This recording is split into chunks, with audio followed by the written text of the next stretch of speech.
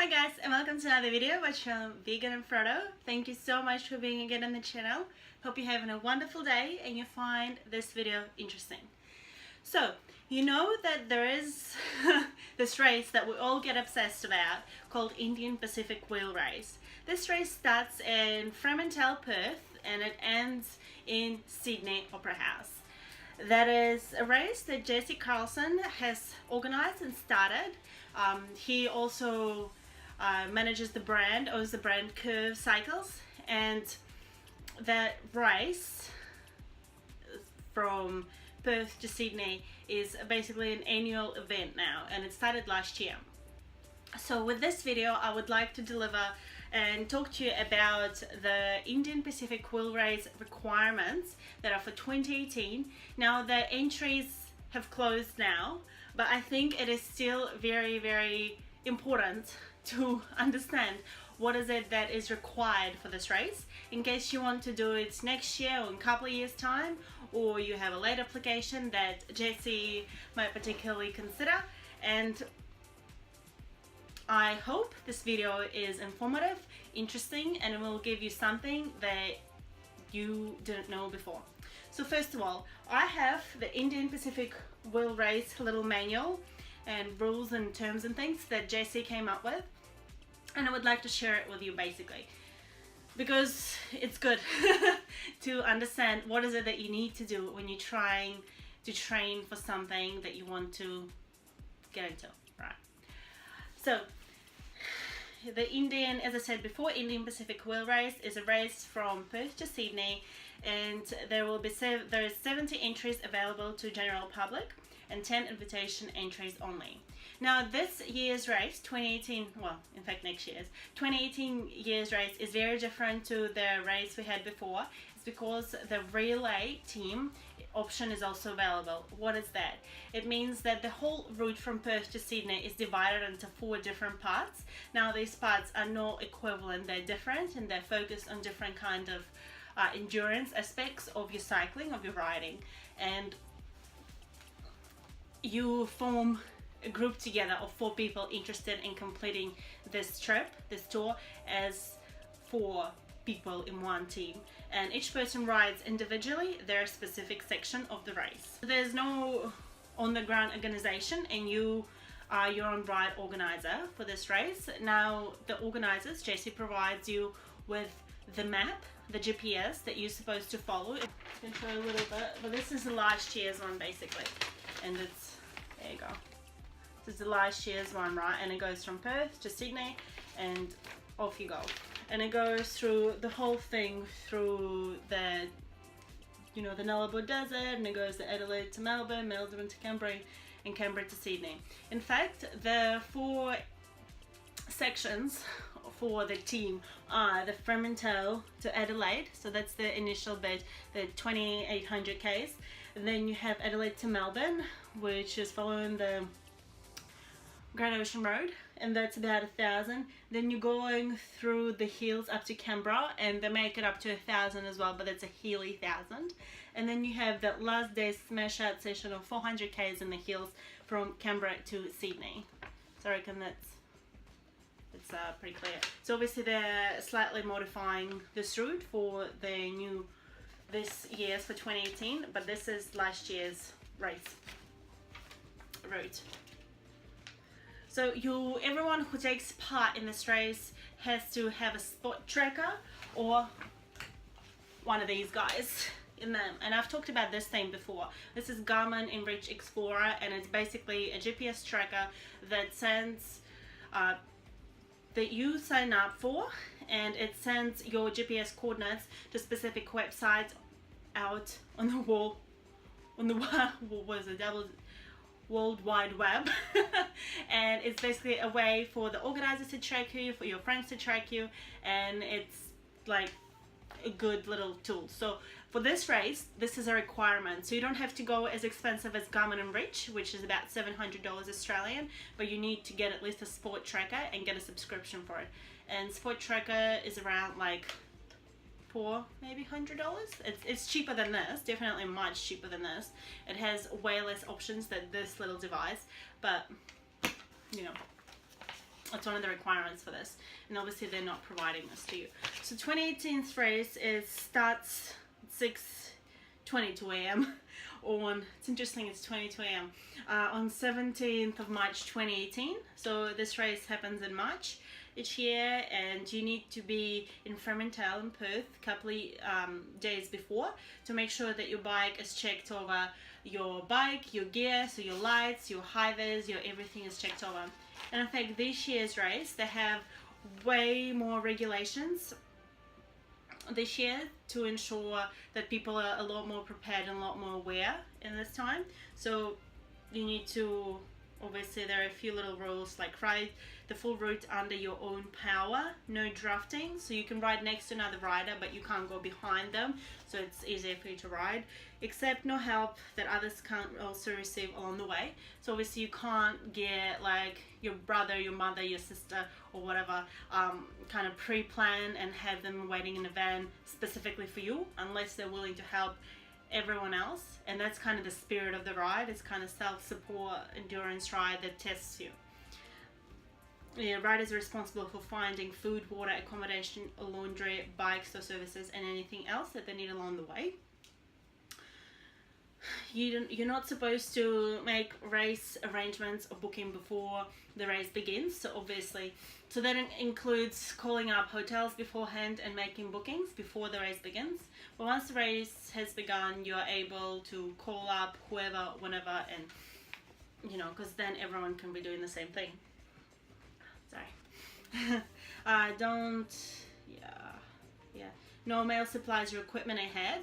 So if you're living overseas, for example, and you don't have anyone in Australia who is able to help you, you're not actually allowed to mail yourself stuff, which is pretty tough, I think, for people who are not from here, or who don't have anyone that they know that lives in Australia. Yeah, and as I said before, riders must not book services to be used in the race before the race starts. There's no doping, so there's no any kind of drugs and things like that you're allowed to use. There's those warrants for that. You must be visible on the road and have sufficient lights and ride safely at night. So obviously it's a 24-hour ride and you're allowed to ride anytime you like, but there's also, now there are light requirements. So there has to be 2 independent front lights and 2 independent rear lights. So the front is the white lights and the rear is the red lights. And you basically need to have 2. And what does independent mean? It means they're powered from different source. So the 2 lights cannot be powered from the same source. So they're definitely like, you need to have your electronic light, you need to have this electronic light, they're powered from a different thing, or one is battery light, the other one's electronic. Between 4 p.m. and 8 a.m. local time, or times of low visibility, at least 1 front light and 1 back light, 1 rear light needs to be working, needs to be operating, illuminating. A rear red reflector must be permanently fixed, so one of those reflectors needs to be on your bike. A reflective ankle strap on each ankle must be worn at all times. One of those little strap things, you might have seen them. I have a few. Brisbane City Council decided to issue some to us, so that was pretty good. A reflective ankle strap, yep. So acceptable reflective upper body garment, most commonly known as vest, must be carried and must be worn between 4 p.m. and 8 a.m. So you need to have either a vest or a little jumper that you're going to wear on top of your other clothes between these hours of low visibility, and you'll be visible to other riders. And visibility checks will be carried out on solo riders and for rest and relay team riders, and first relay team riders in Fremantle. So yeah, a couple of days ahead. If whatever you have is not suitable but you're accepted to ride, you will just obviously need to go and purchase this specific items in Perth before you start up. So as I said previously, in the team you have those 4 sections of riding. With the relay team, each person needs to have their own tracker device.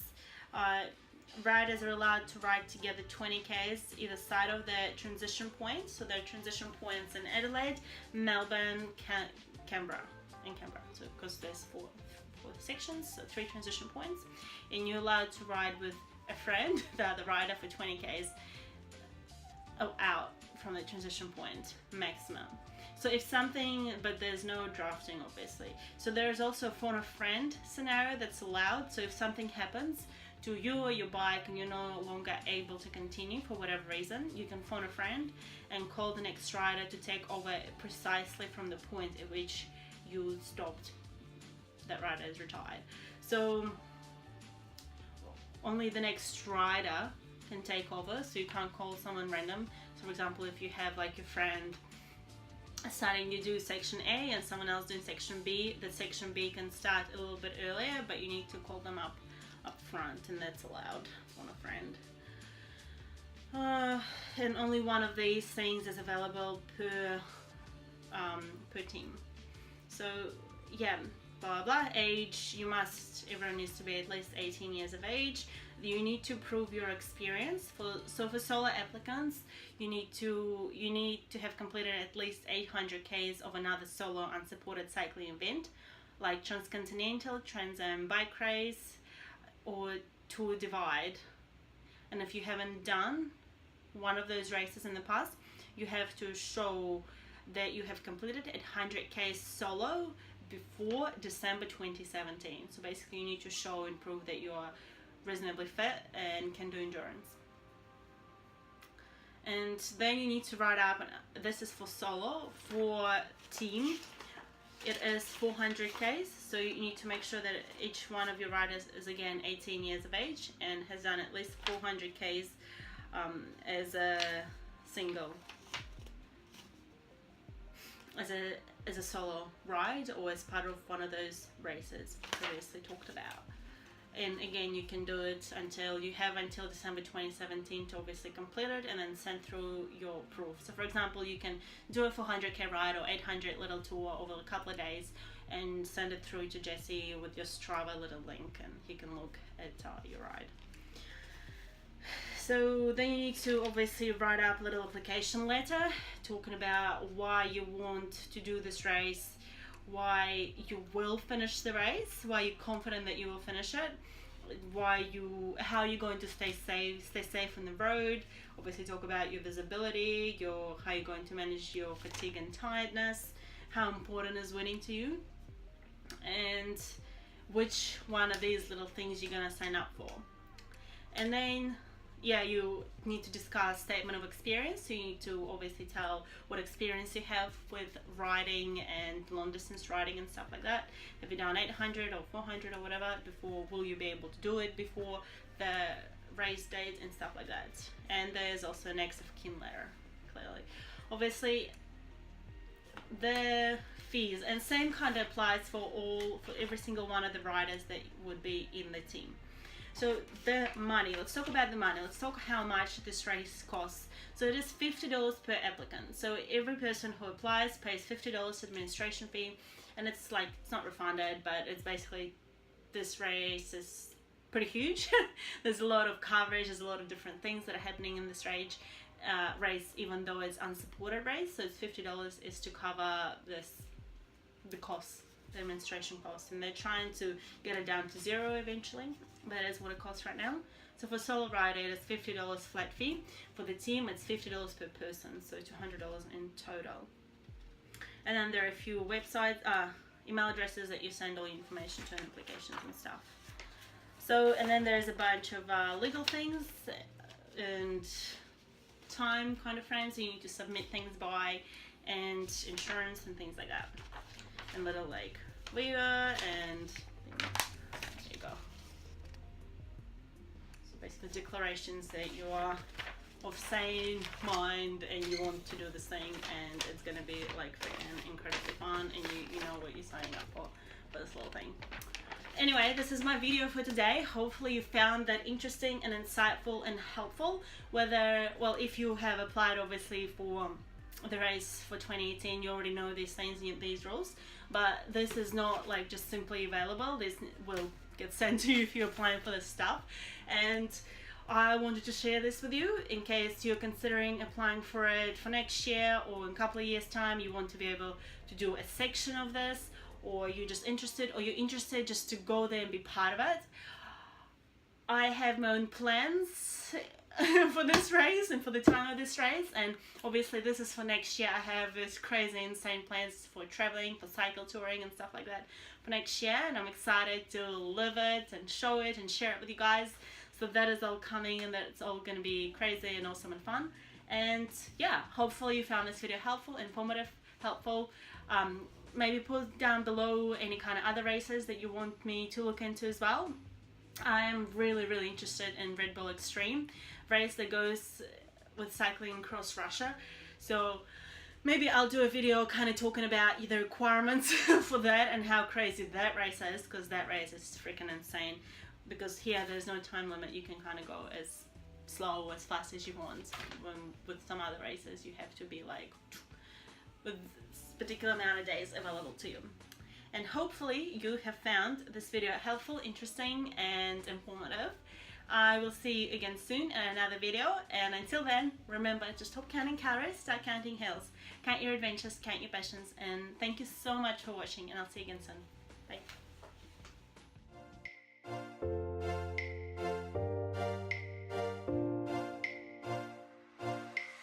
Bye.